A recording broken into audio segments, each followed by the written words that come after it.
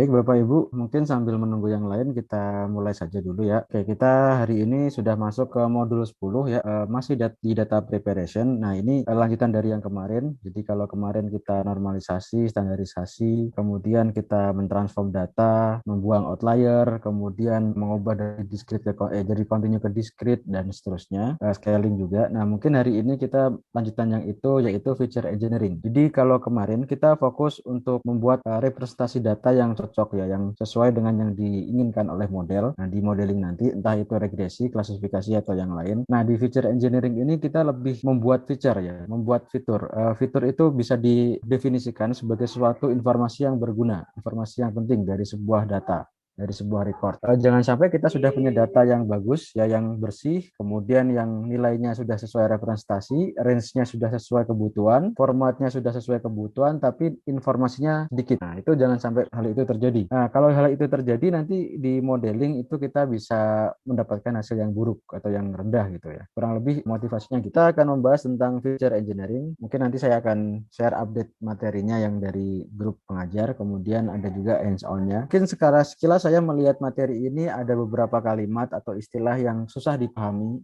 mungkin ambigu, mungkin juga translasinya kurang pas ya dari Inggris ke Indonesia. Nah, nanti Bapak Ibu kalau ada yang seperti itu mungkin bisa diabaikan dulu lalu bisa mencari referensi lain. Ya misalnya seperti supervised learning, unsupervised learning. Nah, itu juga nanti bisa menggunakan alternatif definisi atau alternatif pengertian ya dibandingkan yang disediakan di slide. Feature engineering ini dulu sangat populer ya. Feature engineering ini dulu sangat populer dikerjakan dan jadi topik yang menarik ya ketika belum ada deep learning, karena dulu metode itu classifier atau regresor atau cluster ya, itu semuanya menggunakan data yang sifatnya satu dimensi. Satu data, satu dimensi. Satu data itu satu baris terdiri dari sekian kolom, sekian atribut. Nah, sekarang begitu deep learning, feature engineering ini menjadi sedikit jarang dikerjakan atau jarang ditemui karena deep learning sendiri itu menggunakan approach feature engineer-nya itu sudah di dalam model. Jadi seperti CNN ya, convolutional network, kemudian seperti yang lain LSTM dan kawan-kawan dengan model-model yang sekarang populer seperti ResNet, DenseNet, VGG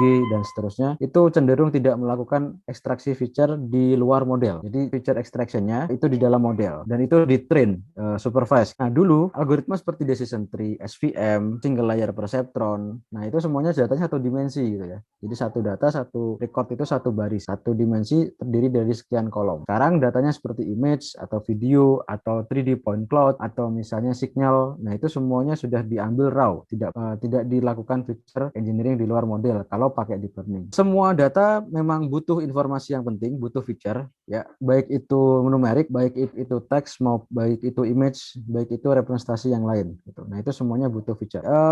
Ini lanjutan dari modul 8 dan modul 9. Oke, ini sudah saya sampaikan tadi. Kemudian, nah ini mungkin fokus kita ada dua. Yang pertama adalah rekayasa feature, kemudian yang kedua adalah pelabelan data. Atau mungkin kalau di dalam riset ini dikenal dengan istilah anotasi, menganotasi data sesuai dengan bidangnya, sesuai dengan bidang penelitiannya. Nah, itu biasanya dilakukan oleh expert di masing-masing bidang. Jadi kalau data medis ya oleh dokter atau dokter spesialis terkait. Kalau di data misalnya psikologi, emosi ya berarti oleh psikolog. Kemudian kalau di data seperti bangunan ya tata kota ya itu nanti orang arsitektur yang anotasi. Nah, itu sesuai dengan domain masing-masing orang. Oke, nah itu rekayasa feature, itu pelabelan data ya. Kalau rekayasa feature atau feature engineering itu juga tekniknya banyak sekali, baik untuk image, untuk teks maupun untuk data signal. Nah, itu banyak sekali tekniknya. Dan itu biasanya feature engineering itu berkaitan dengan domainnya, dengan domain tasknya. Misalnya kalau dulu yang pernah saya kerjakan ECG, elektrokardiograf, ya itu mau nggak mau kita konsultasi dengan dokter spesialis jantung. Sebenarnya informasi yang penting itu apa sih? Apakah frekuensi detak jantungnya, apakah amplitudenya, ataukah bentuk sinyalnya, bentuk diagram ECG-nya, atau nilai apanya. Nah, itu yang perlu dikonsultasikan dengan domain terkait. Oke, ini untuk learning objektifnya, transformasi data. Sebenarnya transformasi data kurang lebih kita sudah kerjakan banyak kemarin ya. Tapi mungkin yang sekarang lebih ke arah ekstraksi feature-nya. Oke, kemudian dokumentasinya, kemudian labeling ya atau anotasi, mendokumentasikan pelabelan data atau anotasi tadi, dan mungkin yang terakhir adalah integrasi data. Jadi kalau kita punya data seperti yang kemarin ditanyakan juga, kita punya tabel A, tabel B, bagaimana untuk mengintegrate? Itu masih mending, tabel sama tabel, numerik sama numerik. Gimana kalau kita punya teks sama image? Nah, gimana untuk integrate? Contoh kalau main di social media analytics ya. Ada orang nge-tweet sambil ngasih foto atau orang ngepost di Instagram foto sambil ngasih caption. Itu gimana cara mengkombinasikan antara image dengan teks yang tadi ditulis. Nah, itu juga jadi problem sendiri. Itu dikaji dalam topik multimodal data analisis. Jadi dibentuk atau mode datanya itu bisa teks, bisa video, bisa sinyal, bisa yang lain, dan itu formatnya beda-beda lalu kita ingin mengintegrate. Oke, ini untuk SKKNI-nya ya. Mungkin SKKN-nya ini yang ketiga transformasi, kemudian yang nanti juga harusnya ada anotasi atau pelabelan. Ya ini juga ini ya, yang tadi ini masalah transformasi, yang ini tentang anotasi, pelabelan, dan juga dokumentasinya, evaluasinya. Oke, nah ini ada ini ya, ada keywordnya evaluasi proses pelabelan. Jadi kalau kita sudah melabeli suatu data atau menganotasi data, itu juga akan dievaluasi. Apakah anotasi atau pelabelan tadi itu sudah baik atau belum? Kualitasnya sudah cukup bagus atau belum? Nah, itu kalau di Medik ya, itu ada istilah intra observer dan inter observer. Nah, jadi kalau inter observer ya berarti antar orang itu konsisten nggak, sama nggak pelabelannya antar expert tadi ya. Kalau intra observer ya di dalam satu orang itu sendiri, orang itu cenderung konsisten nggak kalau dia melabelin. Nah, itu ada analisisnya. Oke, mungkin ini kalau kita lihat posisi kita itu ada di sini. Jadi awal ini ada source ya, kemudian di sini gathering ya, di sini gathering, kemudian kita dapat raw data baik image atau sinyal atau teks atau apapun atau numerik. Kemudian kemarin ya clean and transform, kemudian harusnya kita di sini tambah satu lagi ada feature engineering. Feature engineering kadang perlu, kadang tidak, karena ya biasanya kita sudah dapat data yang bisa dijadikan feature, seperti kalau di record gitu ya, misalnya kayak nilai berat badan, tinggi badan, nah itu kan sudah jadi feature ya. Kemudian riwayat penyakit, kapan terakhir kontrol, kapan terakhir ada serangan jantung, nah itu kan udah jadi feature. Tapi kadang data yang sudah di clean dan transform ini kadang juga masih mentah, belum ada informasinya. Seperti kalau di image ya, ada gambar kucing, ada gambar anjing. Nah, informasinya apa yang menyatakan bahwa itu kucing, itu anjing, apa? Kan nggak ada. Adanya cuman nilai RGB ya, dari image itu dari pixel 0,0 sampai misalnya 400,400. Nah, itu kan nggak ada yang menunjukkan itu anjing atau kucing. Jadi semuanya masih dalam bentuk raw. Oke, nah itu pentingnya feature engineering. Jadi di sini posisinya ya. Ketika kita sudah mendapatkan data yang clean dan ditransform sesuai kebutuhan, nah itu kita perlu fitur untuk nanti masuk ke modeling. Oke, ya, ini mengapa feature engineering matters ya? Ya, karena kita biasanya menggather data untuk keperluan analisis ya di data scientist untuk solve a real problem, dan memang kadang-kala data yang kita dapatkan itu belum punya meaningful information, belum punya informasi yang penting yang menyatakan suatu kelas ya atau suatu label. Oke, ya, kita akan menghandle data tersebut ya, raw data tersebut ke bentuk yang lebih meaningful atau lebih bisa digunakan, lebih usable. Jadi ketika modeling kita sudah punya data yang meaningnya itu bagus. Oke, ya ini mengapa feature engineering matters ya ini ya. Jadi kebanyakan kegiatan di data scientist itu 80% untuk mengumpulkan, membersihkan, dan mengorganisir data. Jadi paling banyak emang di situ. Gitu. Oke, mungkin berikutnya data collection ini mungkin agak banyak tapi nggak terlalu banyak juga. Oke, jadi kalau yang tadi cleaning dan organizing tadi 62, nah ini data collection cuma 20 ya, sepertiganya. Bikin training set cuma 3%, gampang ya, milih-milih, milah-milah, itu mudah. Algoritma ya, salah algoritma itu singkat, gampang, apalagi kalau algoritmanya sudah ada existing method. Nah, nanti untuk miningnya ya setelah itu ya, mungkin sedikit lebih banyak karena analisis. Nah, ini jadi tahapan-tahapan di data science yang mana kebanyakan itu masalah tadi data ya. Mengumpulkan, membersihkan, dan mengorganisir data. Mengumpulkan cuma 20 ya, cleaning dan organizing 60 sendiri. Oke, kemudian survei berikutnya ya, tadi masalah durasi ya, masalah durasi. Nah, sekarang masalah menyenangkan dan tidak menyenangkan ya. Jadi memang ini 77% dari responden itu menyatakan bahwa fase untuk data tadi ya, collection, cleaning, sama organizing itu memang yang paling ya yang tidak menyenangkan dibandingkan kerjaan yang lain. Mungkin yang paling menyenangkan ya dua yang terakhir ini ya, bikin algoritma sama untuk analisis dapat pattern atau insight-nya. Ini kan kayak kuli gitu ya, kita proses data, kita bersihin, kita ngorganize, kita ngelabelin, dan seterusnya gitu. Oke, nah itu mungkin tidak menyenangkan. Nah, sedangkan yang dua pekerjaan terakhir itu lebih menyenangkan ya dibandingkan yang lain yang masalah ngumpulin data dan organisasi data. Oke, Bapak Ibu. Nah, ini kemudian mengapa yang lain ya, mengapa kita butuh feature engineering? Ya, kadang kita terlalu sering ya, kita take for granted. Jadi terlalu menganggap bahwa data yang kita dapatkan dari source raw kemudian di cleansing itu sudah cukup meaningful untuk proses modeling. Nah, padahal tidak. Jadi seharusnya kita bisa mendapatkan informasi yang lebih meaningful atau lebih bermakna ya dari data yang tadi sudah kita bersihkan. Nah, mungkin kita terlalu malas untuk melakukan itu sehingga kita langsung pakai data raw yang sudah dibersihkan sebagai training dan testing. Jadi tidak di ekstrak fiturnya dulu. Oke, nah ini contoh ya data cleaning ya. Ini contoh data awalnya Desember 1999 AM server starting down N ada AMP titik koma restarting. Nah, ini Desember 1610 AM server resuming operation. Ini data awal. Nah, data cleaning ya kita cuma bersihkan dari karakter-karakter yang tidak penting atau tidak bagus. Misalnya seperti ini ya. Ini AMP titik 2 ini kan sebenarnya kayak bawaan dari HTML atau bawaan dari database-nya gitu ya. Nah, ini dihilangkan. Nah, itu cleaning ya. Jadi udah itu sudah selesai. Oke, kemudian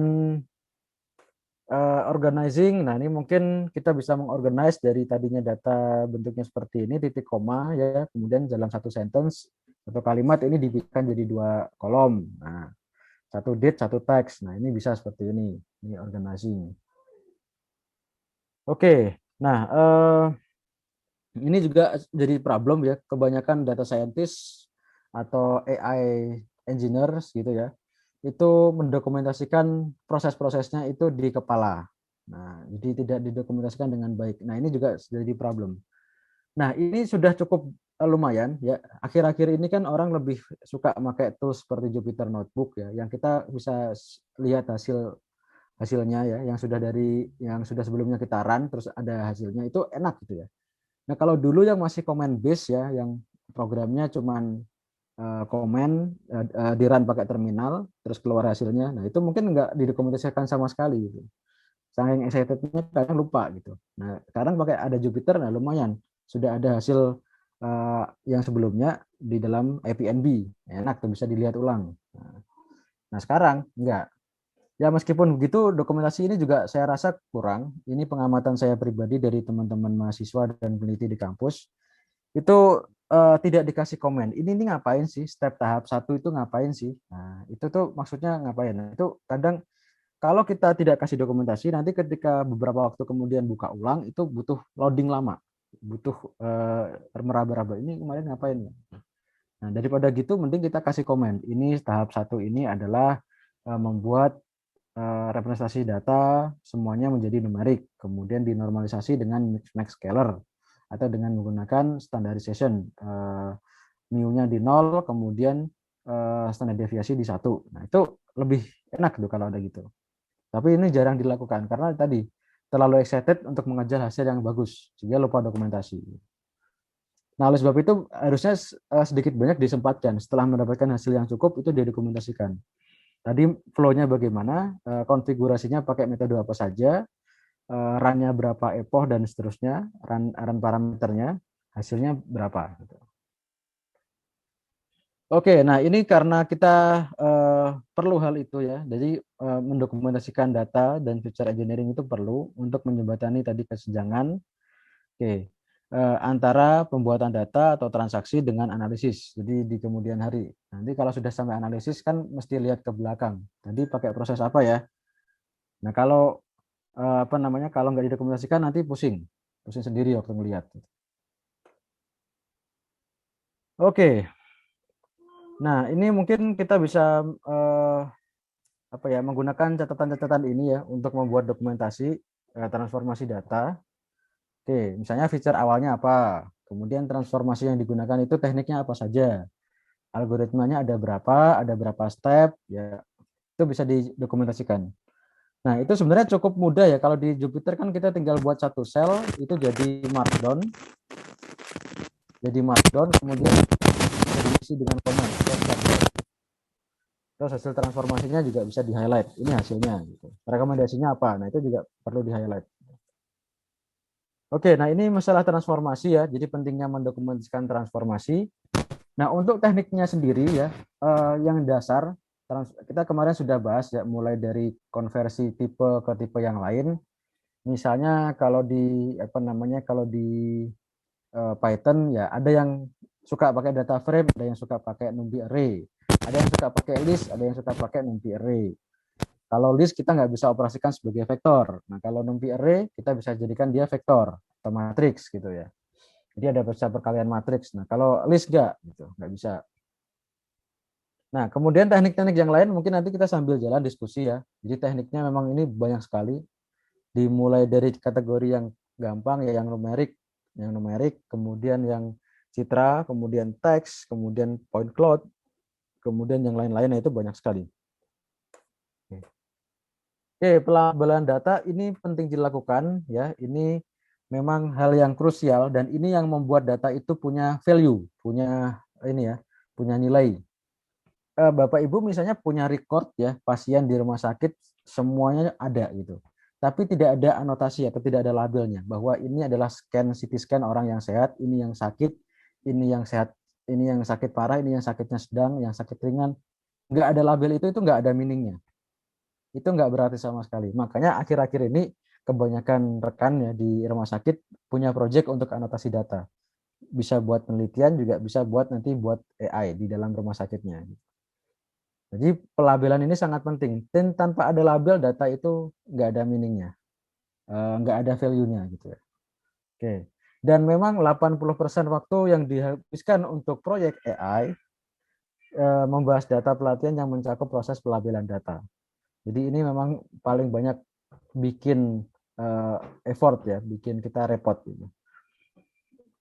Oke. Nah, sekarang kita sudah punya banyak open data yang kita bisa dapatkan dari banyak source dan itu setidaknya ada data yang kita bisa coba untuk membuat model sembari nanti kita mengerjakan anotasi. Jadi untuk modeling kita tidak harus menunggu semua anotasinya selesai.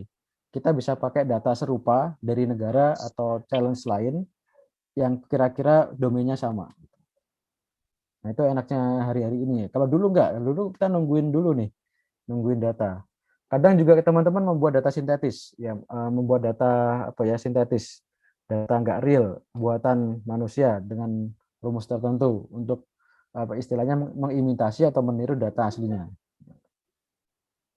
Oke, nah karena ini juga ya pelabelan data diperlukan karena kok akurasi dari AI itu tergantung dari kualitas data. Oke. Oke.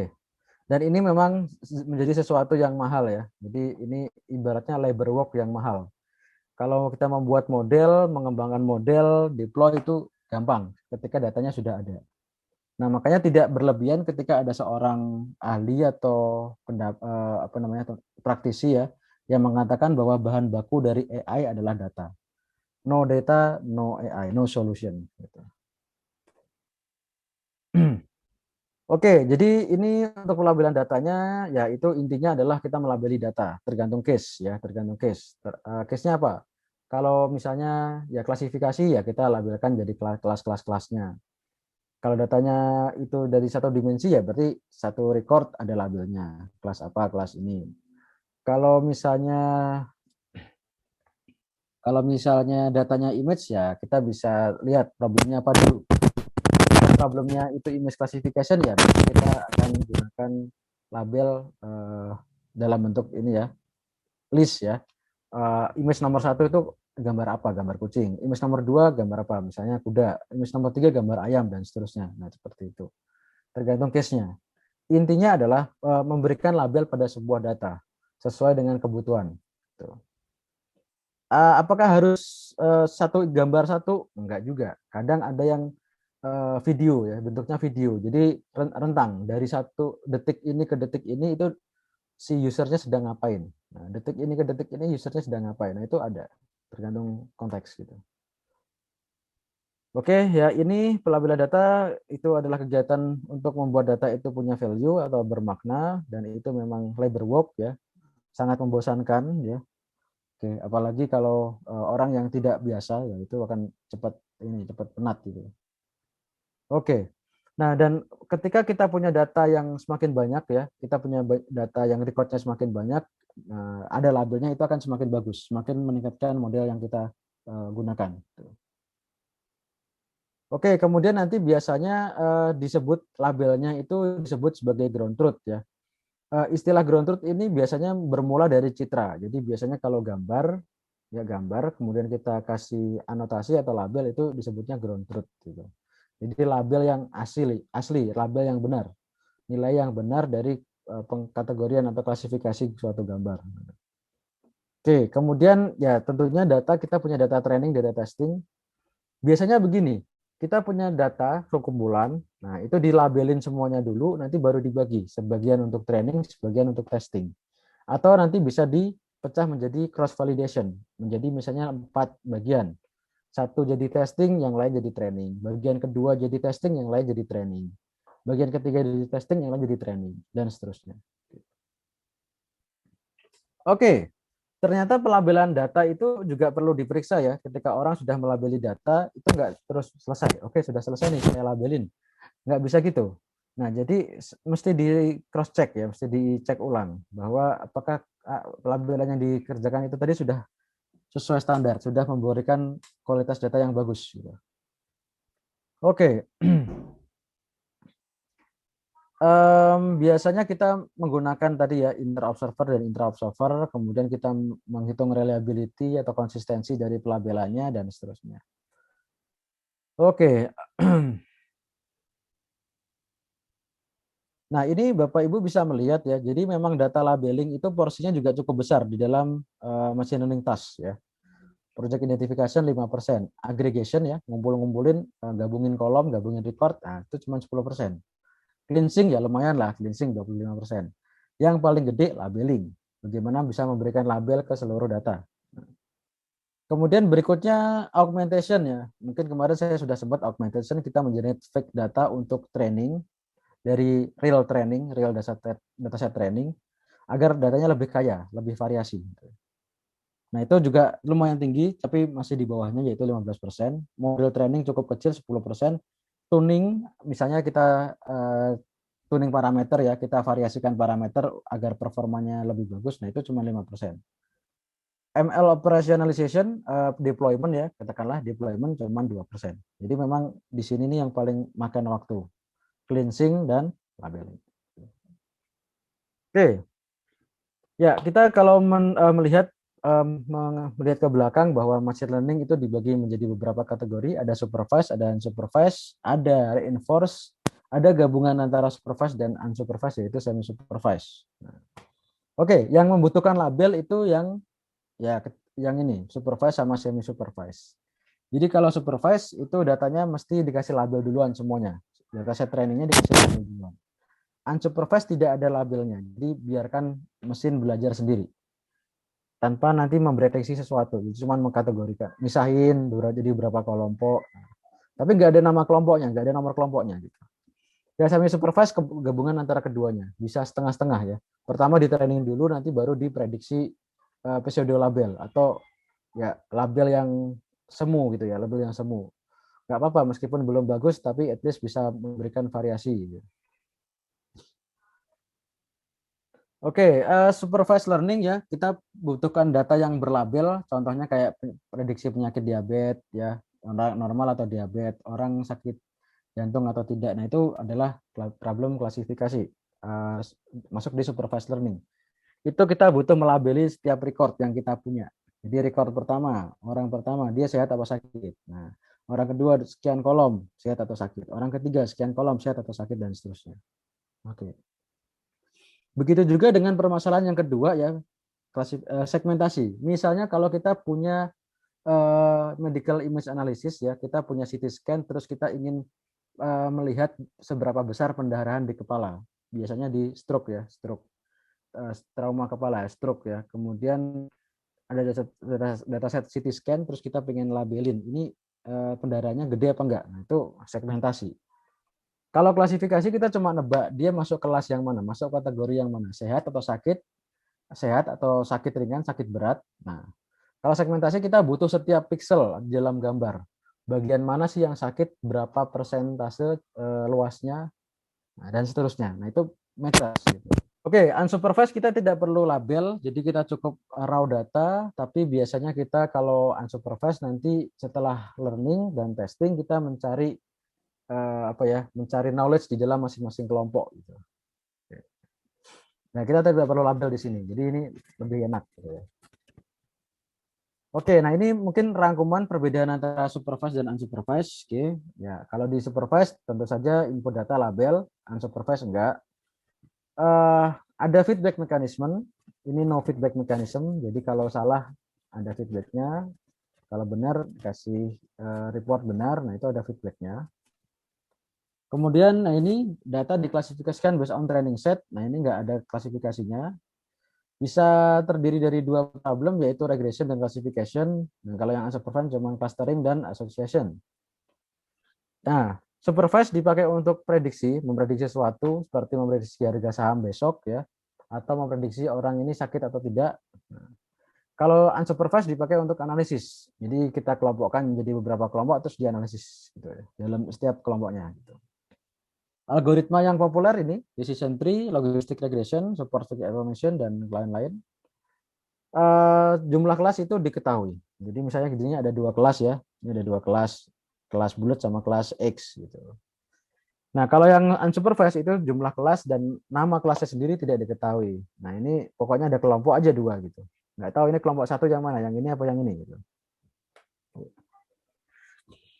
Oke, nah dengan gabungan keduanya kita bisa melakukan pelabelan data dengan cara semi supervised learning. Jadi pertama datanya di training dulu, sebagian dipakai training, lalu nanti sisanya itu datanya diprediksi labelnya. Nah, namanya pseudo label. Nah, jadi kita bisa melakukan sedikit training untuk memberikan banyak label data. Oke. Oke, nah ini mungkin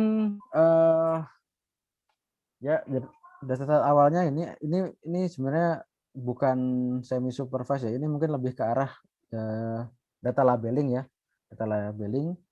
Oke, ini dataset awalnya cuma ada dua instance ya. Ketika diperkaya kita bisa punya banyak punya banyak variasi ya, yang Eclipse maupun yang non Eclipse.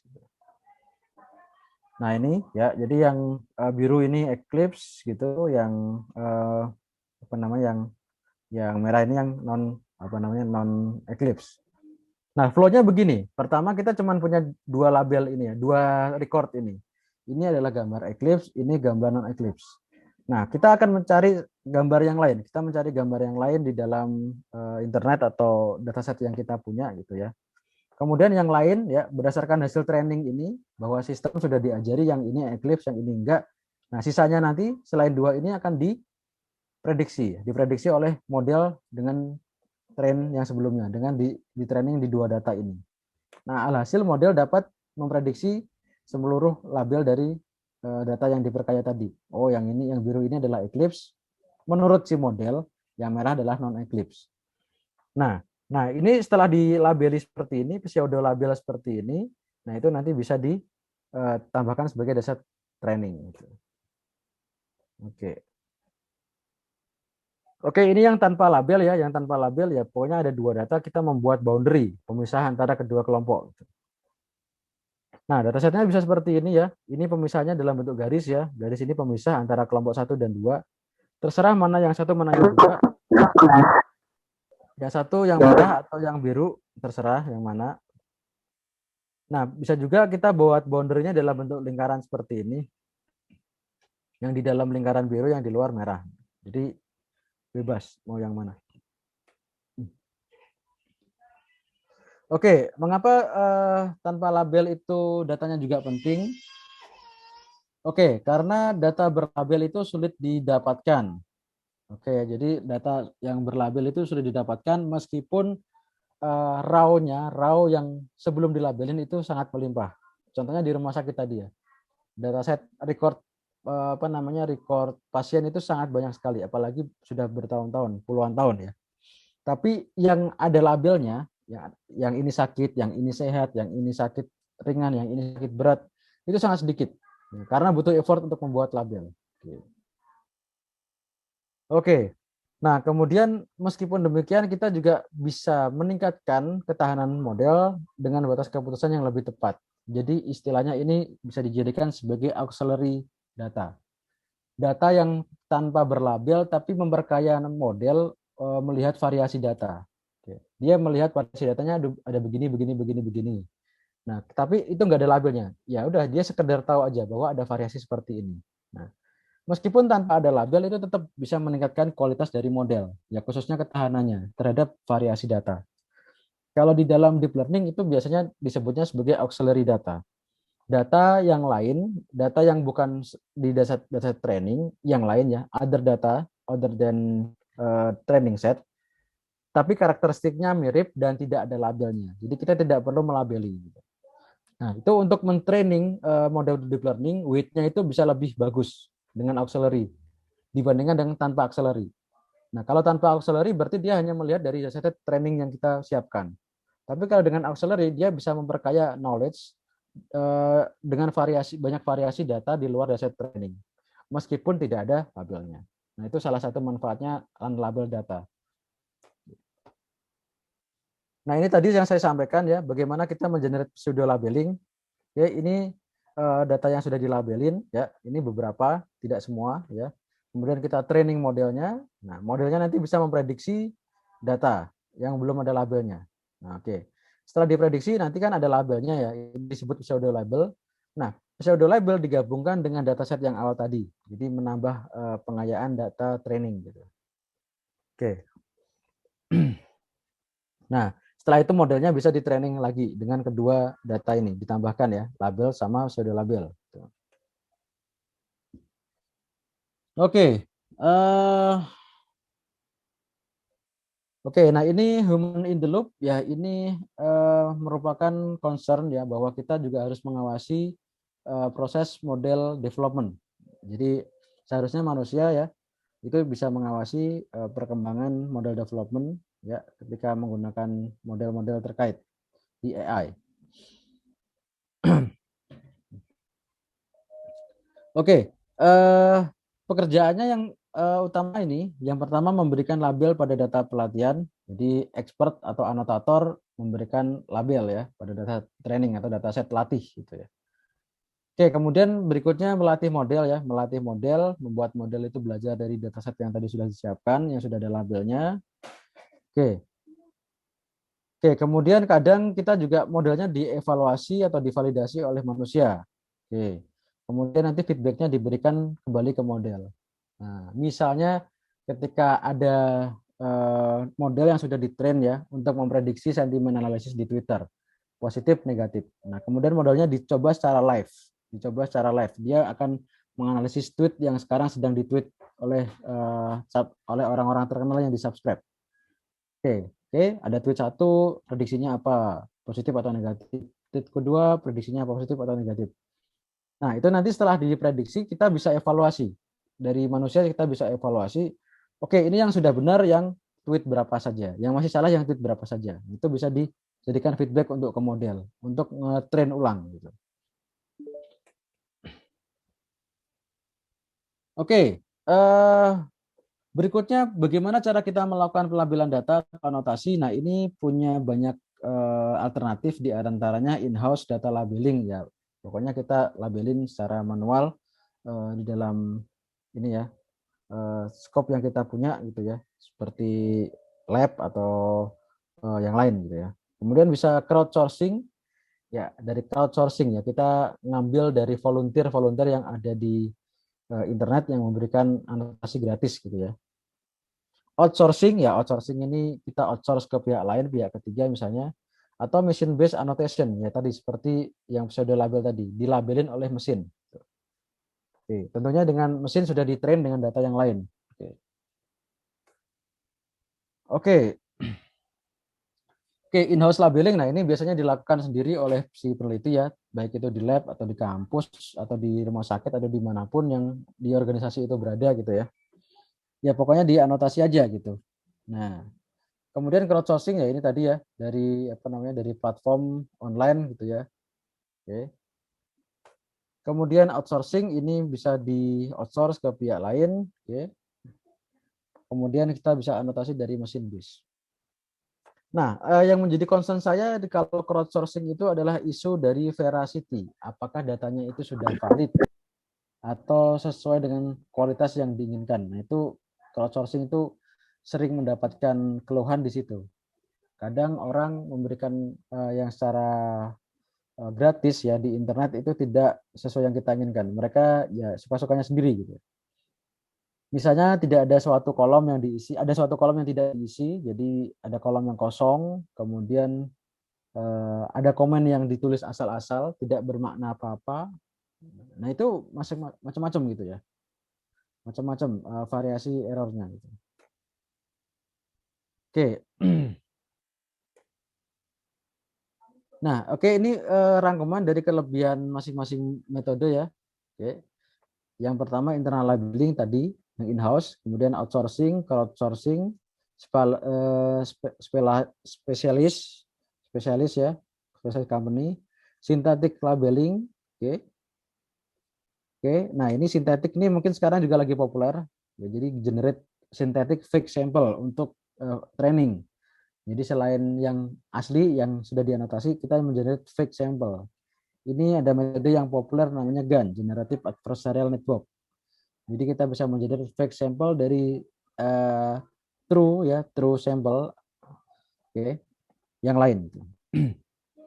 Kemudian data programming, ya ini kita bisa gunakan programming atau istilahnya mungkin desain secara otomatis gitu ya by system. Oke. Oke, ya ini kelebihan masing-masing ya. Internal labeling kelebihannya di sini, predictable result, akurasinya tinggi, kemudian ability-nya untuk track progress bagus. Nah, tapi ini effortnya besar, too much time. Nah, ini membutuhkan waktu yang sangat besar. Oke, outsourcing ini ya kita bisa melihat ya skills dari aplikan yang menganotasi itu kita bisa lihat langsung.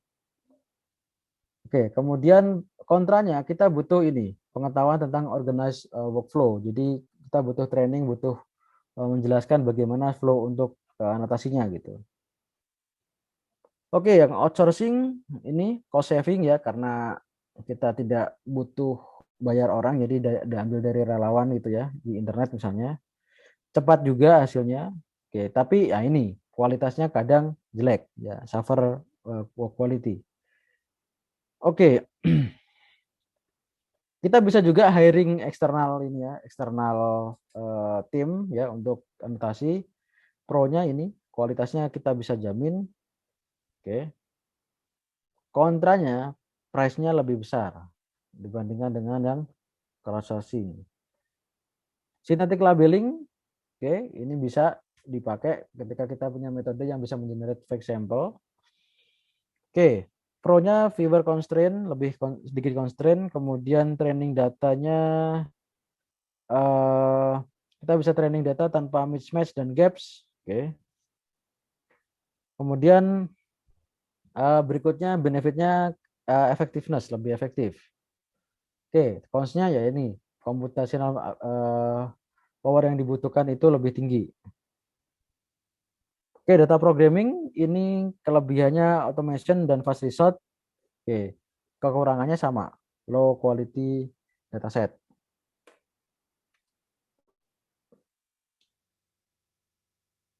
Oke, berikutnya ini pelabelan data di Citra, di dataset video atau image processing ya. Nah, ini kan kasusnya adalah object detection. Nah, maka label yang dibutuhkan adalah kotakan atau boundary. Oke, kotakan ini adalah label ya. Ada gambar manusia di sini. 1, 2, 3, 4, 5. Ada gambar mobil di sini. 1, 2, 3. Nah, jadi anotasi yang kita butuhkan itu sesuai dengan problem yang akan kita solve. Nah, problemnya di sini misalnya untuk mendeteksi objek ya di jalan. Nah, untuk mendeteksi ada gambar orang yang warna biru ya. Ada gambar kendaraan yang warna kuning. Nah, oke. Jadi labelnya dalam bentuk bounding box. Nah, bounding box itu kan 4 nilai ya. X1, Y1, kemudian di sini ada lebarnya berapa, tingginya berapa. Nah, itu sudah jadi parameter jadi sebuah bounding box. Gitu.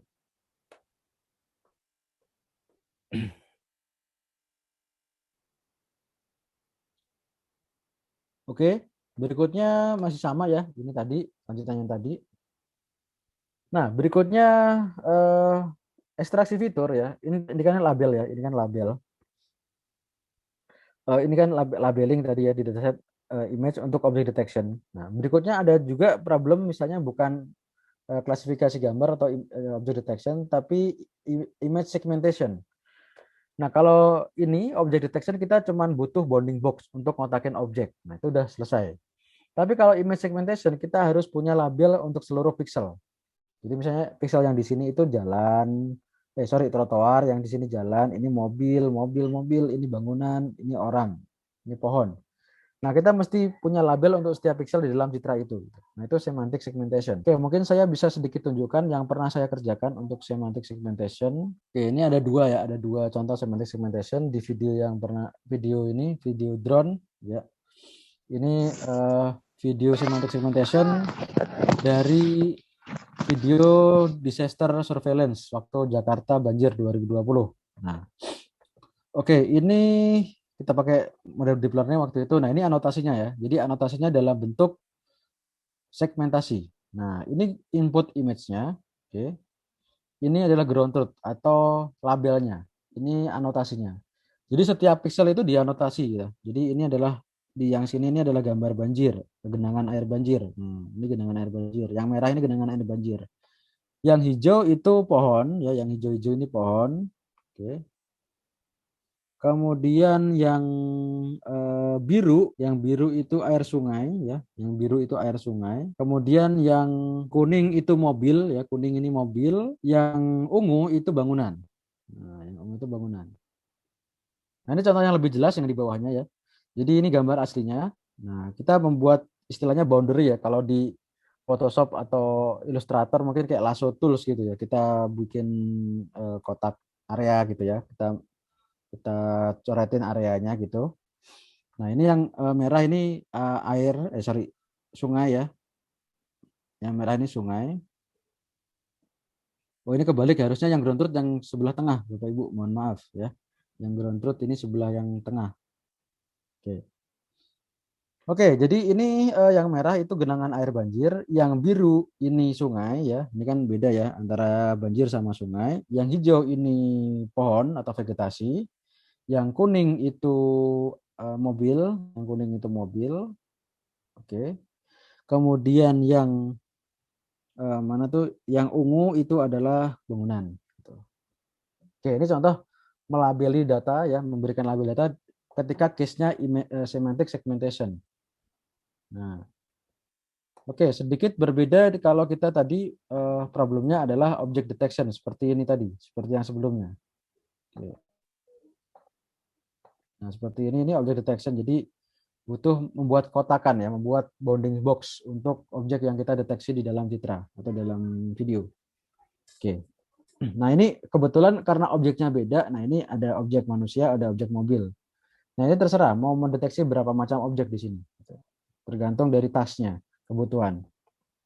Oke, contoh lain untuk semantic segmentation saya ada satu contoh lagi ya, itu di medical ya, di biomedical. Ini blood segmentation ya. Jadi segmentasi trauma tumor ya, pendarahan di tumor di kepala, trauma kepala, stroke bukan tumor ya, mohon maaf, stroke ya. Datanya CT scan, Nah, oke, ini contoh datanya. Aslinya datanya itu adalah data 3D ya. Datanya aslinya harusnya 3D. Tapi karena kita susah membuat visual dalam bentuk 3D di paper ya kita buat 2D. Jadi di slice. Jadi katakanlah kayak kepala itu di slice, ada slice-slice-nya. Satu orang biasanya terdiri dari 30 sampai 40 slice. Jadi ada gambar kepala dalam bentuk 3D terus di slice gitu ya, dipotong. Nah, ini di suatu slice bisa terlihat ya, bisa terlihat. Ini yang kiri ini ground truth. Jadi yang warna agak krem ini itu adalah pendarahan. Nah, yang krem ini adalah pendarahan. Nah, yang lain itu ya sel yang normal. Nah, sel otak ya, sel otak. Nah, kalau yang abu-abu krem ini adalah pendarahan. Nah, ini bisa dilihat ada perbedaan antara ground truth dan predicted. Nah, ini metodenya namanya deep learning DGCNN, Dynamic Graph Convolutional Neural Network. Nah, ini ada perbedaan ya, ada perbedaan. Nah, kalau nggak salah waktu itu precision recall-nya sudah 90 tapi IOU-nya intersection of union itu masih kecil gitu. Oke. Nah, ini adalah contoh melabeli dataset training yang kita punya. Ya, training dan testing ya. Testing nanti dipakai untuk evaluasi. Nah, membuat label. Nah, ini dikasih label bahwa ini adalah gambar pendarahan. Oke. Oke, kita kembali ke slide yang tadi. Oke, mungkin sebelumnya ada pertanyaan dulu, Bapak Ibu, sampai sini. Jadi tentang pelabelan data. Mungkin ini pengolahan citra yang lain. Jadi tadi sudah object detection. Ini juga masih object detection ya. Ini masih object detection. Ada gambar anjing, ada gambar sepeda di sini. Nah, ini dibuat bounding box. Oke, bounding box ya. Kemudian ini contoh yang di post estimation.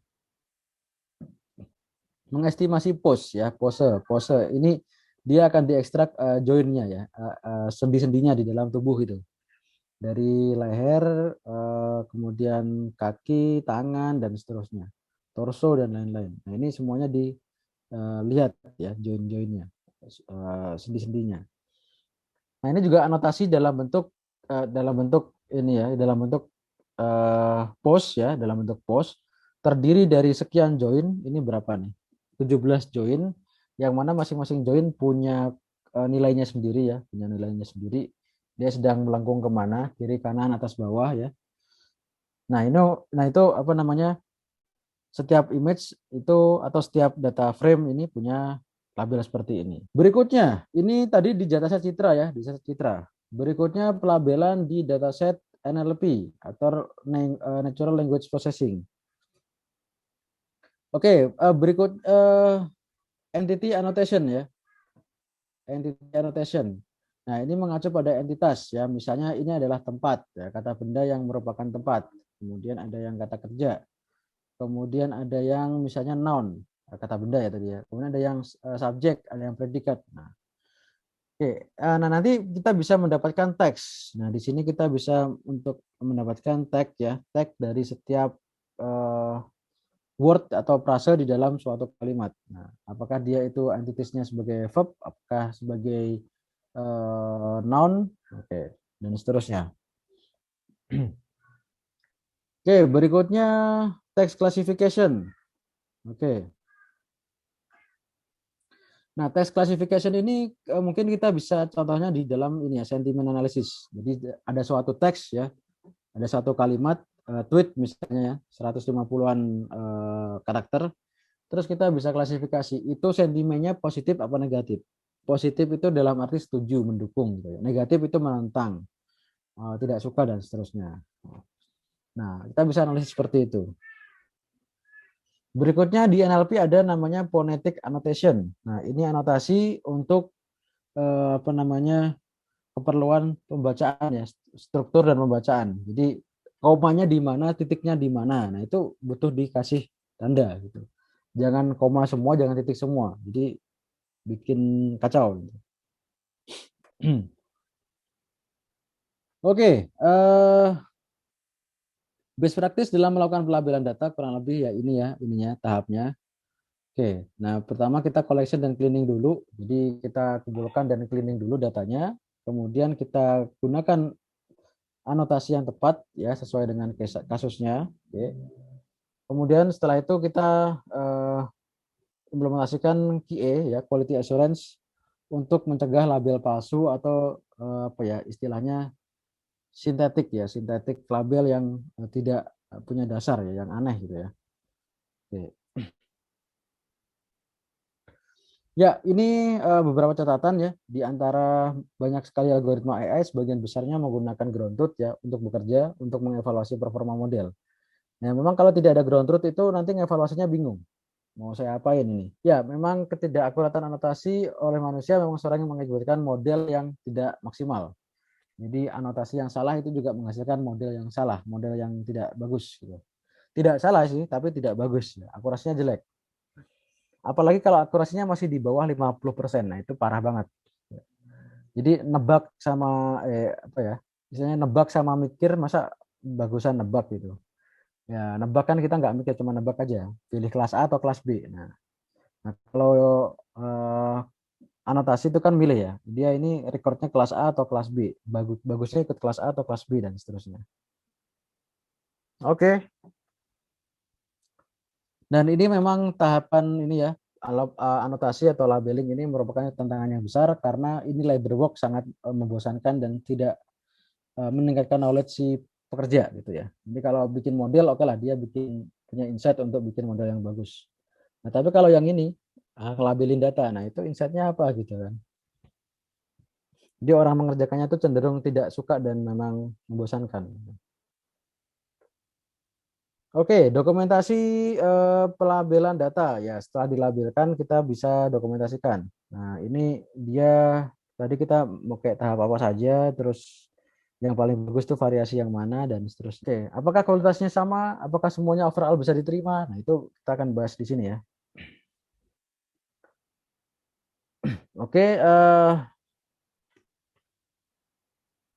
Oke, nah ini kita perlu analisis ya. Oke. Nah, ini ya, misalnya kita punya tugas AI untuk mendeteksi apakah suatu mobil itu bergerak atau tidak ya. Mobil itu jalan apa diam di tempat gitu ya. Nah, tapi kita hanya punya 90% gambar mobil bergerak dan 10% yang diparkir. Nah, jadi kita memprediksinya susah. Jadi ini mobil ini nanti waktu testing itu ini memutuskan bergerak atau ininya susah, diamnya susah gitu ya. Apalagi kalau misalnya ini ada 90% mobil bergerak, 10% yang normal.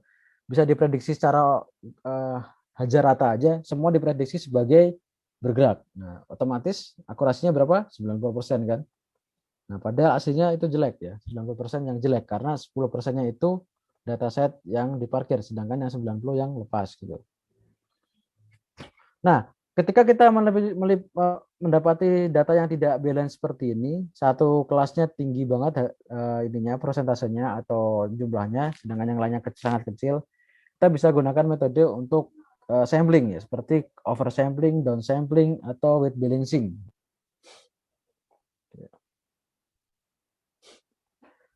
Oke,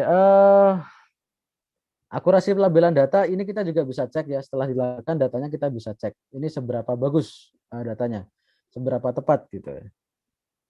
Oke, sebelumnya kita bahas dulu apa sih yang mengaruhi kualitas data dalam pelabelan. Jadi yang bisa menentukan baik tidaknya data itu apa sih? Yang pertama tentu saja knowledge dan konteks ya. Semakin data itu bisa memberikan knowledge dan konteks yang tepat untuk classifier, itu semakin bagus. Jangan sampai kita sudah punya data raw yang sangat banyak tapi nilai knowledge-nya nol, value knowledge-nya nol. Sama aja tidak ada data. Oke, agility ini butuhnya validasi yang cepat. Jadi agile itu kan cepat ya, apa namanya, agile framework kalau di software engineering. Nah, itu kan cepat ya, ngodingnya cepat. Nah, oke, dengan menggunakan ini tadi ya, dataset yang teranotasi dengan baik, itu kita ketika dapat hasil model yang buruk ketika ngoding langsung dievaluate ulang aja. Dicoba variasi lain, dicoba ulang. Oke, kemudian nah ini relationship. Oke. Nah, ini masalah relationship ya antara anggota tim gitu ya.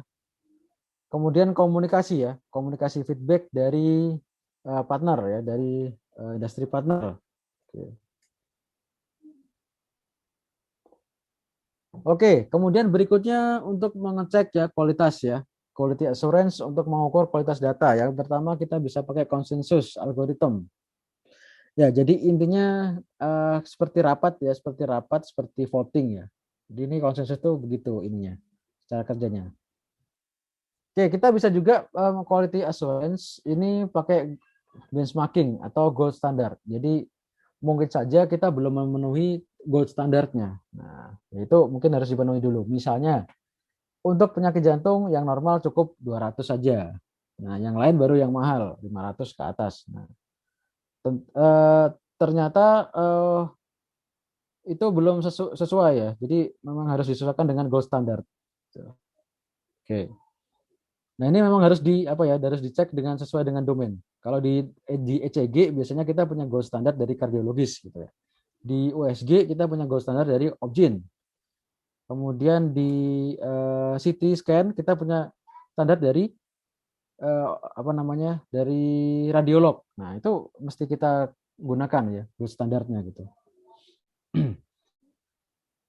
Oke. Apakah misalnya resolusi, kemudian jumlah data, kemudian jumlah feature, Seperti kalau kemarin di CT scan kita jumlah slice-nya ada berapa. Nah, itu perlu ditetapkan gold standar.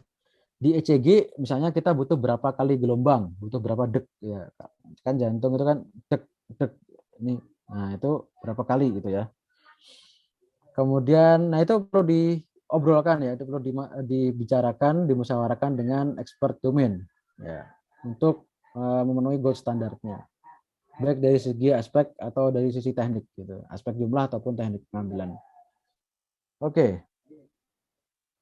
Oke, berikutnya ada metode untuk QA yaitu sampel review ya, sampel secara acak. Oke. Nah, nanti akan di cross check oleh anotator yang lain. Nah, teknik ini umum dipakai di kedokteran dengan teknik namanya intra observer dan inter observer. Intra observer itu satu orang expert menganotasi itu dilihat konsistensinya. Nah, ini konsisten nggak nih anotasinya nih. Nah, kalau intra observer antar anotator, jadi anotatornya nggak cuma satu, tapi ada banyak, itu disuruh menganotasi data yang sama. Nah, kira-kira perbedaannya seberapa banyak? Variasi perbedaannya semakin banyak apa enggak? Kalau semakin banyak, berarti semakin tinggi variasinya, semakin jelek kualitasnya. Semakin kecil bedanya, semakin fit, ya, semakin sama, semakin seragam, semakin bagus. Berikutnya bisa pakai ini, Cron Batch Alpha Test, ya. Ini untuk mengecek konsistensi. Oke. Oke. Ini ada rumusnya untuk alpha test, Bapak Ibu bisa lihat. Oke. Oke, jadi ini kita mengukur alpha ya, alpha atau koefisien reliabilitas dengan input sampel dan anotasinya. Ini K adalah jumlah item set, S ini adalah variance-nya ya. Kemudian X ini adalah nilainya ya yang dianotasi gitu. Nah, kalau reliabilitasnya itu lebih dari 0,05 itu dikatakan tinggi. Nah, sudah cukup bagus. Oke. Nah, ini contoh pengukurannya. Nah, ini lebih dari 0,05. Jadi ini cukup bagus. Dikatakan ini cukup bagus gitu. Oke. Berikutnya masalah keamanan pelabelan data. Oke, ya ini masalah isu security ya tentunya dengan beberapa isu tentang data yang konfidensial atau pribadi atau privasi. Jadi kalau kita outsource itu kan keluar luar ya dari pihak luar. Nah, itu apakah kita bisa jamin keamanannya? Apalagi kalau crowdsource ya. Kalau crowdsourcing, nah itu crowdsourcing apakah bisa menjamin datanya itu secure? Apakah tidak disalahgunakan nanti oleh masing-masing orang gitu? Oke. Oke, nah ini area yang perlu kita perhatikan untuk menjaga keamanan dokumen. Yang pertama orang dan tenaga kerja. Oke. Ya, ini ya, latar belakang, pengalaman dan seterusnya, dan juga biasanya kita harus butuh namanya ini NDA, non disclosure agreement atau perjanjian kerahasiaan. Ini kalau Bapak Ibu penelitian di negara maju seperti Amerika, Eropa, Australia, ini wajib ketika orang mengambil data sampel dari orang secara langsung, baik meskipun itu cuma survei ya, cuma survei ngisi-ngisi form, itu harus ada NDA. Nah, itu yang sering kita lupakan di sini. Orang survei main survei aja gitu, pakai Google Form, nggak ada ininya gitu, nggak ada perjanjian NDA-nya. Nah, ini untuk menjamin kerahasiaan bahwa data yang diinput oleh tadi ya, oleh sampel atau oleh ini apa namanya orang yang disurvei tadi itu dirahasiakan, tidak akan pernah dibuka. Data confidentialnya nggak pernah dibuka. Nah, itu NDA itu. Nah, selama ini pengalaman saya untuk NDA ini di Indonesia, ya khususnya di kampus saya di UI itu hanya untuk masalah dataset yang sudah dikumpulkan. Ini yang boleh pakai siapa gitu ya. Ini data milik siapa yang boleh pakai siapa dan untuk keperluan apa. Nah, itu kalau sudah terkumpul jadi satu baru dibuatkan NDA. Tapi harusnya ini dari mulai mengambil awal ya gathering itu sudah ada NDA. Oke, berikutnya teknologi dan jaringan. Nah, ini juga perlu diwaspadai karena sekarang banyak ini ya, banyak attempt untuk breach security untuk membobol keamanan jaringan gitu. Nah, fasilitas dan ruang kerja. Nah, ini sebisa mungkin ini ya, setiap pekerja dengan pekerja yang lain itu tidak saling mengganggu ya, tidak saling interference gitu. Dan juga bisa memiliki istilahnya fasilitas yang dedicated sendiri-sendiri. kalau Bapak Ibu mungkin ngobrol-ngobrol dengan teman-teman yang kerja di startup, ya itu kan setiap orang punya laptopnya sendiri dan data itu tidak boleh keluar dari laptop. Yaitu ya data itu yang hanya di hard disk sama di cloud. Ya udah itu aja. Dan cloudnya pun dikasih oleh perusahaan. Nah, jadi itu salah satu apa ya penjaminan keamanan dari sisi fasilitas. Jadi data ya hanya ada di akun cloud si pegawai yang diberikan perusahaan sama yang di hardware, yaitu di laptop yang diberikan oleh perusahaan sebagai fasilitas praktik. Gitu ya. Oke, berikutnya mengintegrasikan data. Nah, ini kalau yang datanya tabel sama tabel, numerik sama numerik gampang ya. Ini perkara gampang. Yang sekarang yang jadi isu atau jadi problem itu yang multimodal. Teks dengan numerik dengan gambar. Nah, itu kan sudah banyak mode. Atau misalnya gambar 2D dengan 3D. Nah, misalnya kalau kemarin saya ada penelitian di tata kota gitu ya, building detection. Nah, itu kan ada foto udara yang sifatnya foto 2 dimensi, ada data lidar yang sifatnya 3 dimensi point cloud, ada dataset video yang sifatnya 2D tapi time series. Nah, itu gimana cara menggabungkan ketiganya? Nah, itu jadi problem. Oke. Contoh yang lain mungkin yang pernah saya alami adalah di gen expression ya, di cancer analysis. Ada cancer diambil MRA-nya ya lalu dites di microarray. Lalu si pasien juga dilihat data klinisnya, apa istilahnya fenotipnya ya. Jadi selain genotip juga fenotip. Nah itu dilihat di dua-duanya. Bagaimana kita bisa mengcombine dua data tadi, fenotip dan genotip. Array, microarray dari gen dan data klinikal yang diperiksa oleh si dokter atau spesialis gitu. Oke, nah ini menggabungkan data kita punya dua skenario ya. Umumnya yang kalau datanya sama, atributnya sama dapat didistribusikan di beberapa file. Oke, nah mungkin kita juga perlu menggabungkan informasi di berbagai sumber dan berbagai format. Nah, ini juga yang sekarang lagi hot gitu ya. Nah, oke, mungkin ini summary dari materi kita. Oke, teknik untuk feature engineering itu banyak. Kemudian kita bisa melakukan transformasi, seleksi fitur dan yang lain. Dokumentasi itu juga penting. Kemudian kita juga perlu melihat lagi ke problem ini ya, ke problem understanding atau business understanding terkait dengan masalah yang kita angkat. Di situ peran dari domain expert itu sangat penting untuk memberikan wawasan dan juga guidance bagaimana kita bisa mengambil informasi yang penting, feature yang penting. Oke. Oke, mungkin ini saja Bapak Ibu. Kemudian ini Bapak Ibu bisa melihat contoh-contoh hands-on-nya di mana tuh di Google Colabs di mana tuh di IPNB ya, Jupyter Notebook. Sebenarnya kalau teknik feature engineering itu masih banyak ya. Jadi misalnya kalau di image processing itu misalnya ada feature namanya BOF, back of feature. Kemudian ada GLCM, grayscale concurrent matrix gitu ya. Gray level concurrence matrix. Kemudian misalnya banyak lagi ya seperti hard feature, kemudian local binary pattern. Nah, itu mungkin kita nanti bisa sambil jalan diskusikan gitu. Jadi teknik-teknik itu sangat banyak sekali untuk mengambil fitur gitu ya. Oke, sebentar saya share screen.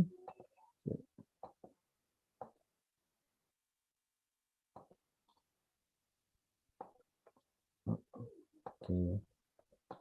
Oke, sampai ini dulu Bapak Ibu ada pertanyaan sambil saya ini share screen.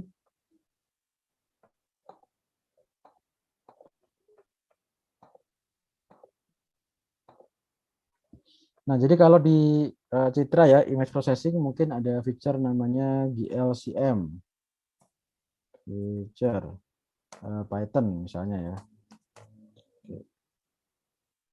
Oke, ini ada GLCM feature ya. Kemudian ada BOF misalnya ya, back of feature image. Oke, mungkin ada Python.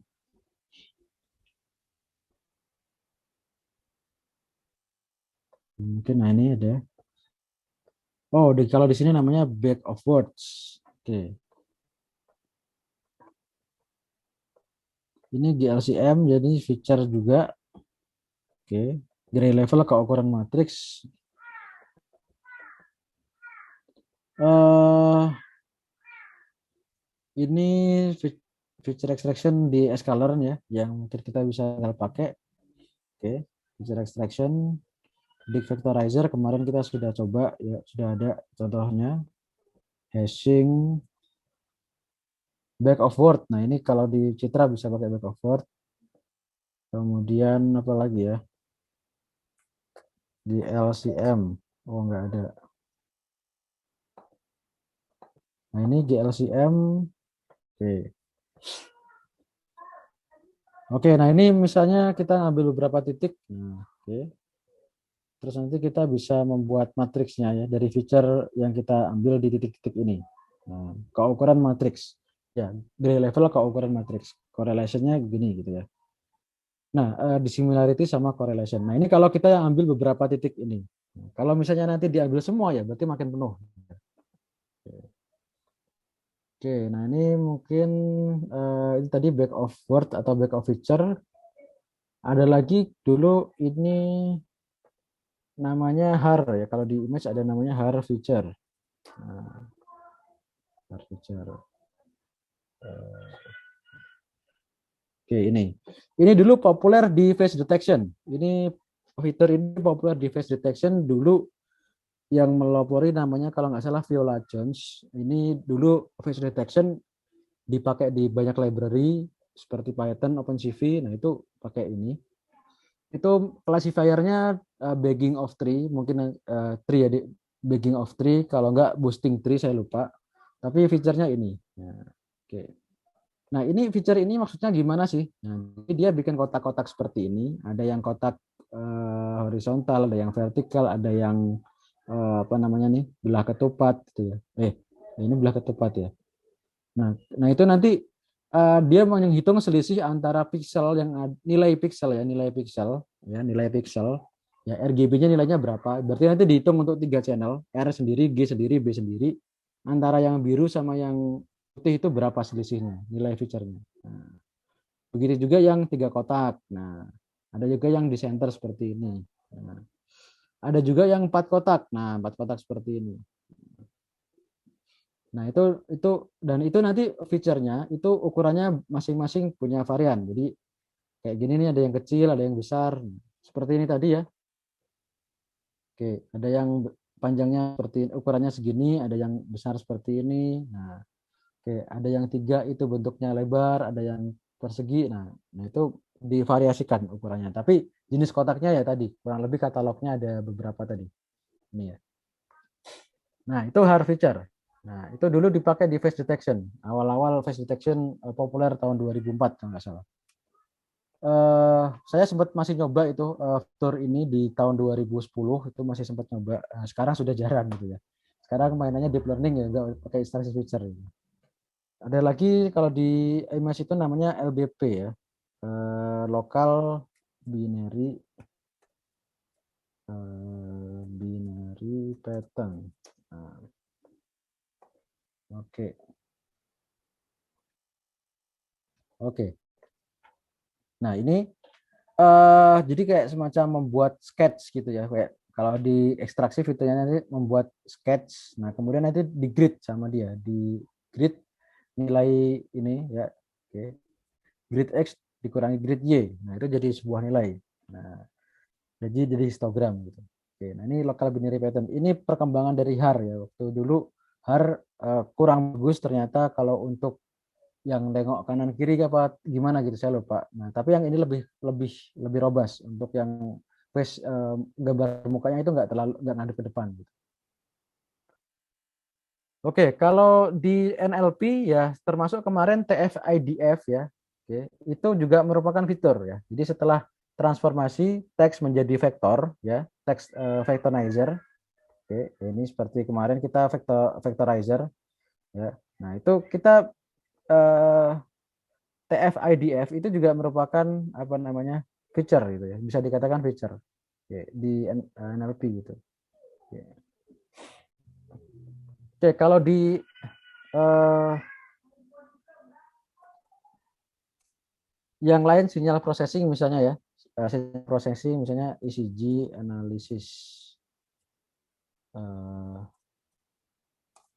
Kalau di ECG analisis ya itu biasanya tergantung dengan wave ya. Oke, jadi di mana tuh di ECG itu kan ada gelombang PQRST yang puncak-puncak-puncak gitu ya, puncak naik naik puncak.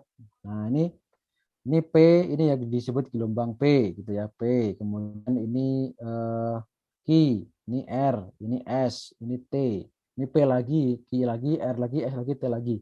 Nah itu nanti akan diekstrak intervalnya ya. Ada PR ya dari P ke R itu berapa, dari QRS ya dari Q ke R ke S itu berapa, ada S ke T, kemudian ada ST interval, ada QT interval, TQ interval, RR interval. Nah, itu semuanya diekstrak itu fiturnya. Nah, itu kalau kita sedang bermain dengan ECG sinyal analisis. Ya ini dapatnya dari mana? Ini dipandu oleh orang medisnya. Jadi orang dari medisnya, dokter spesialis jantung, kardiologisnya itu memberikan knowledge dari sisi medisnya itu kalau kita ngelihat orang sakit jantung itu yang dilihat ini loh gitu. Nah, okay. Nah itu akan dibuat program komputernya gitu. Nah, oke, kemudian kalau sleep ada lagi ya kalau sleep stage feature extraction. Oke, ini bisa sleep stage ini kalau tadi kan ini ya ECG ini dipakai untuk deteksi orang sakit jantung atau tidak gitu ya. Kalau sleep ini dipakai untuk mendeteksi orang ini tidurnya sudah lelap atau belum. Nah, jadi kadang-kala orang itu tidur banyak tapi nggak lelap. Jadi tidurnya itu nggak sampai REM ya, rapid eye movement. Jadi kalau tidur yang dianggap lelap itu sampai state REM. Nah ternyata kalau orang itu tidak sampai REM itu belum dianggap nyenyak. Nah meskipun tidurnya sudah lama. Nah tapi kadang ada ya orang yang tidurnya sudah hanya sebentar ya, mungkin cuma 4 jam tapi sudah sampai REM. Nah itu untuk memberikan rekomendasi atau apa ya istilahnya monitoring untuk orang itu agar tidurnya nyenyak, tidak peduli lama atau singkat. Nah, ini banyak ya dulu saya juga pernah bantu-bantu teman di ini. Oke, coba teks. Nah, ini banyak sekali fitur-fiturnya. Jadi, oh ini kayaknya enggak ini. Nah, ini dulu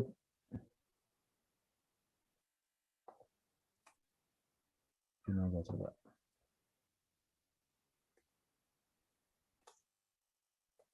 Oke, ini contoh feature extraction kalau kita berhadapan dengan sinyal ya. Sleep stage classification. Oke, coba. Oh, ini HTML, nggak ada yang PDF. Coba ini.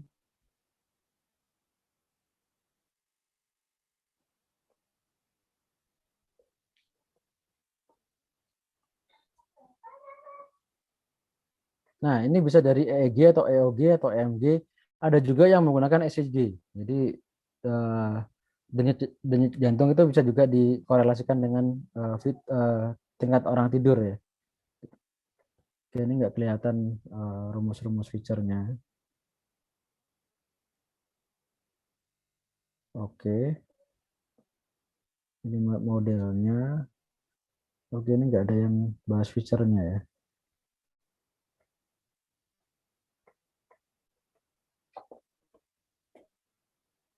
Oke, mungkin saya ambil dari paper di teman saya dulu aja lah coba. Ya, Mas Indra. Sekarang aja di PNG. Nah, ini mungkin ini.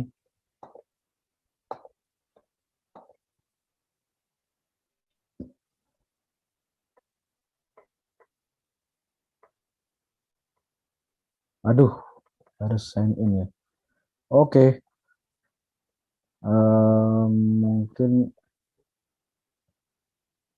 next mana ya?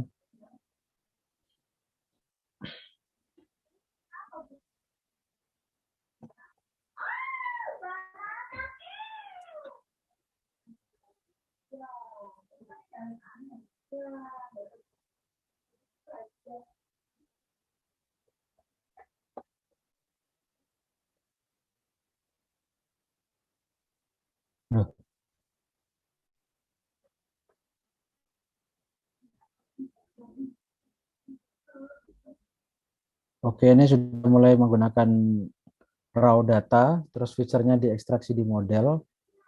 Oke, mungkin orang sekarang sudah malas dengan feature extraction ya, karena sudah ada deep learning gitu. Nggak banyak jelasin, ya udah. Oke, jadi di sleep stage itu juga ada ininya, apa namanya, ada fitur-fiturnya. Jadi ketika kita mendapatkan sinyal EEG, kita bisa melihat fitur-fitur yang penting. Ya, misalnya antar interval ya, antar interval. Kemudian itu berapa jedanya. Eh, Kemudian yang lain juga misalnya em, apa namanya, amplitude ya, amplitudonya itu rata-rata berapa. Nah, oke, ini kebanyakan orang langsung ditransform terus diklasify. Oke. Nah, itu di sinyal ya, di sinyal. Nah, kalau di ya pokoknya kita akan selalu butuh feature extraction ya, terutama dengan domain-domain yang sulit yang orang awam pun susah membedakan ya. Seperti ya tadi biomedik, sinyal processing, akustik. Nah, itu kan susah gitu ya kalau kita nggak definisikan fiturnya gitu. Oke, terutama kalau yang menggunakan classical machine learning nggak pakai deep learning. Nah, nah ini tadi ada hands on dari untuk pertemuan ke-10. Ini ada contoh untuk mempersiapkan kita one hot encoding. Nah, one hot encoding ini untuk membuat label itu menjadi beberapa kolom. Nah, biasanya kan gini ya. Kalau kita punya label itu gender misalnya male atau female itu kan cuma satu kolom aja. Nah, kadang kita kan langsung translate aja atau transform aja ke bentuk numerik ya. Jadi satu itu female, nol itu male misalnya. Nah, ini kalau kita butuh one hot encoding, kalau misalnya modelnya membutuhkan one hot encoding, ini kita jadikan sekian kolom. Nah, kalau di sini ada dua kelas, berarti ada dua kolom. Nah, kalau female ya bagian female-nya satu, bagian male-nya nol. Kalau male ya bagian female-nya nol, bagian male-nya satu. Nah, jadi beberapa kolom. Ini biasanya beberapa model deep learning yang butuh ini, butuh menggunakan one hot encoding. Jadi labelnya bukan bukan bukan apa namanya, bukan satu kolom tapi banyak kolom sesuai dengan jumlah kelasnya. Kalau ada 3 kelas ya nanti ada 3 kolom, gitu. Ada 3 kolom. Oke. Nah, ini ada contohnya. Oke. Oke.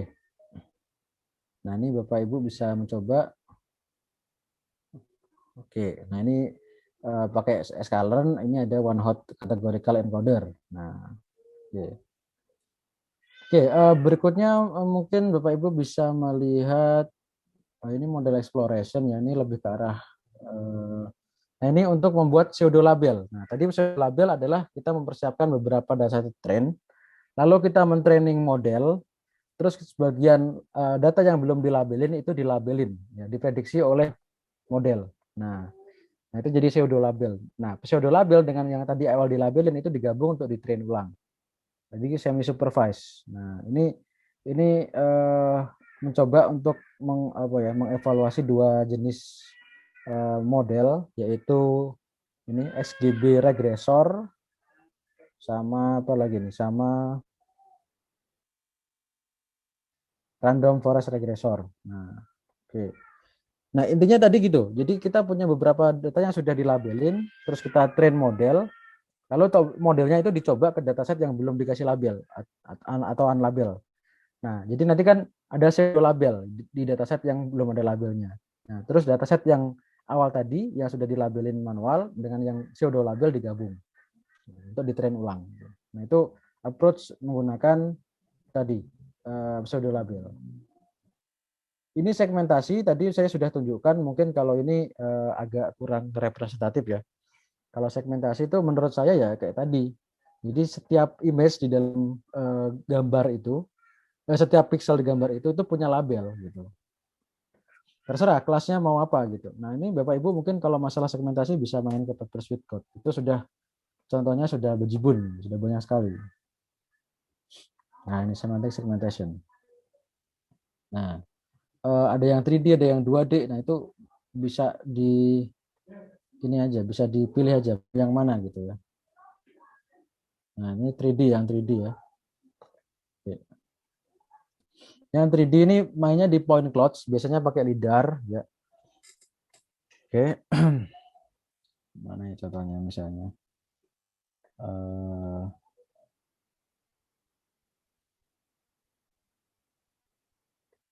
dataset.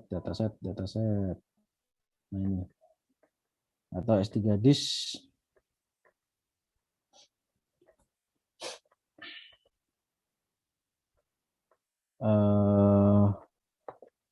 Kita bisa ke websitenya juga ke websitenya. Oke. Nah ini yang 3D ya Bapak Ibu. Jadi ini saya juga pernah pakai yang ini S3 disk ini, mencoba metode. Ini indoor ya. Kalau ini indoor, jadi setiap ada ruangan ya. Kemudian di dalamnya itu ada objek 3D, baik itu kursi, meja, dinding, plafon, jendela, pintu, hiasan. Nah itu ada ini semua, ada labelnya semua. Jadi setiap poin, setiap titik di dalam data itu punya label gitu. Nah ini labelnya gimana? Nah, jangan tanya, butuh effort ekstra keras ini. Ini kalau ini dataset lidarnya autonomous vehicle. Jadi lidar yang direkam dari apa namanya itu mobil otomatis ya, mobil otonomus itu direkam. Nah terus nanti dilabelin ya, mana yang tanah, mana yang apa namanya building atau bangunan, mana yang objek lain. Nah, oke. Nah itu tentang semantic segmentation ya, Bapak Ibu. Saya di labeling, ini segmentasi ya, segmentasi. Oke. Nah kalau ini saya kurang tahu, ini kayaknya kurang representatif ya. Yang hitam artinya apa, yang ini, yang putih artinya apa. Nah kalau tadi itu lebih jelas gitu ya. Yang ini kursi warna kuning, yang orange warna meja, yang biru dinding, yang hijau dinding, yang biru plafon. Nah itu sudah dikasih label semua. Oke, nah ini untuk join ya, join data ini cukup mudah ya. Kalau di sini ketika kita punya dua tabel, mungkin kemarin ada yang bertanya Bapak Ibu. Nah ini kita punya dua data frame ya, ini data frame, oke, data frame ada employee, kemudian ada group. Nah di sini ada employee, ada date. Nah kita tinggal merge. Kalau kita ingin merge ya, misalnya kita ingin bikin employee group sama hire date, hire date. Nah kita tinggal join atau sorry merge ya. Kalau di database itu join. Kalau ini merge. DF1 dengan DF2. Nah, oke. Tentunya dengan apa namanya dengan memperhatikan bahwa kolomnya namanya sama, employee sama-sama employee. Nah, oke. Kemudian di sini juga ininya sama ya. Ini ada Bob, Jake, Lisa sama Sue. Ini juga ada Bob, Jake, Lisa sama Sue. Jadi entry-nya juga sama. Kalau tidak sama gimana? Nah, nanti Bapak Ibu bisa coba kira-kira akan efeknya gimana? Tetap di-include-kan atau enggak gitu. Nah, ini kalau misalnya banyak ya, join oke, nah ini contoh yang bagus juga ini. Ini ada DF3, ada 0123, DF4 itu cuma 012 ya. Ini cuman ada oke, ini tidak ini ya. Supervisornya oke. Nah, ini mungkin nanti bisa dicoba ya. Jadi ini jumlah instansinya beda. Di sini ada 4 orang, di sini cuma 3 entry gitu. Oke, tapi ini bisa ya. Jadi ini tergantung nilai apanya ya ini yang dipakai ya. Dipakai nilainya itu apa, nilai indeksnya. Nanti Bapak Ibu bisa coba. Ya, ini juga many to many joins. Ini ya, ini many to ones ya. Ini many to ones. Kemudian ini many to many joins. Nah, Bapak Ibu bisa coba sendiri nanti untuk merge-nya. Oke, jadi kalau yang punya banyak source, banyak DF, banyak tabel, nah ini langsung bisa di merge pakai ini. Tentunya dengan dicoba-coba dulu. Oke. Oke. Oke.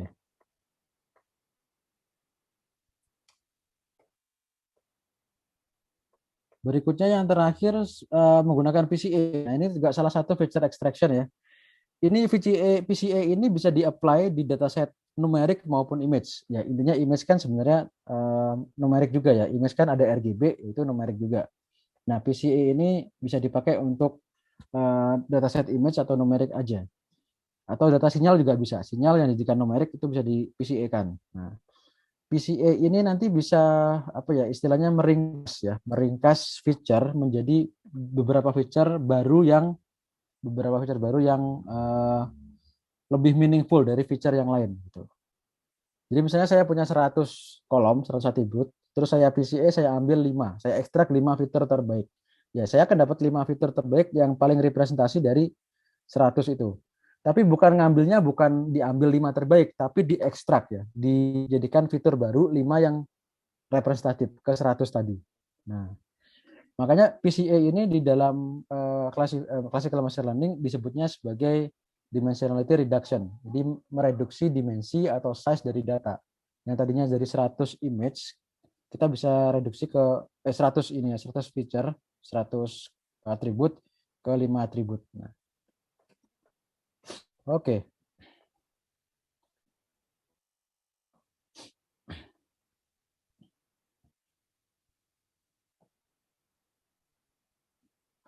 Nah, ini contoh ya, ada beberapa fitur di sini.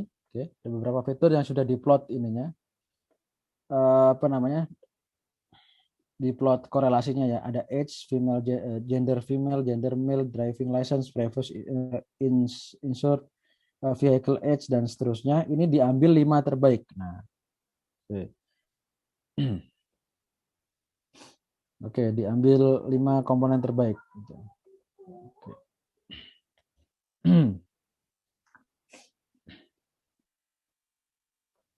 Oke, nah itu ini juga ada contoh GLCM.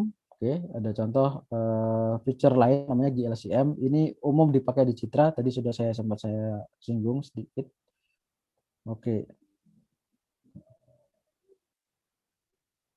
oke. Mungkin nanti Bapak Ibu bisa coba sendiri. Oke, kurang lebih begitu Bapak Ibu. Ada yang ditanyakan sampai sini?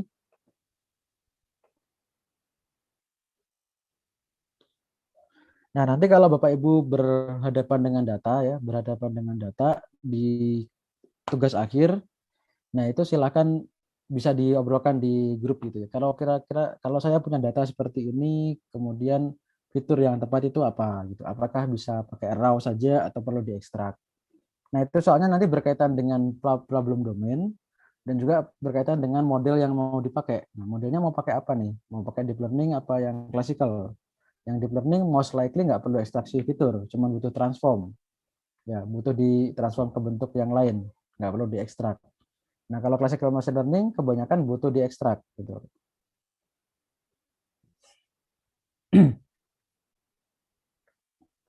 Baik, Bapak Ibu, begitu dulu untuk materi hari ini. Ada pertanyaan kah?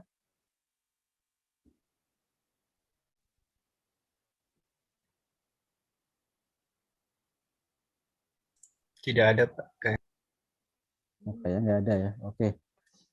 Oke, nanti kalau ada pertanyaan Bapak Ibu bisa sampaikan di chat di grup Telegram ya. Kemudian untuk tugas tugas individu, tugas harian hari ini, Mas Teri apa tugasnya? Di Tugasnya slide kuis juga, Pak. wis juga. Oke, ya udah nggak apa-apa. Kemudian mungkin saya sedikit mengingatkan untuk apa namanya? Untuk tugas kelompok ya, tugas proyek akhir, tugas akhirnya untuk minggu ini itu masuk ke minggu kelima ya, pertemuan 9 dan 10. Ini saya coba share screen kan.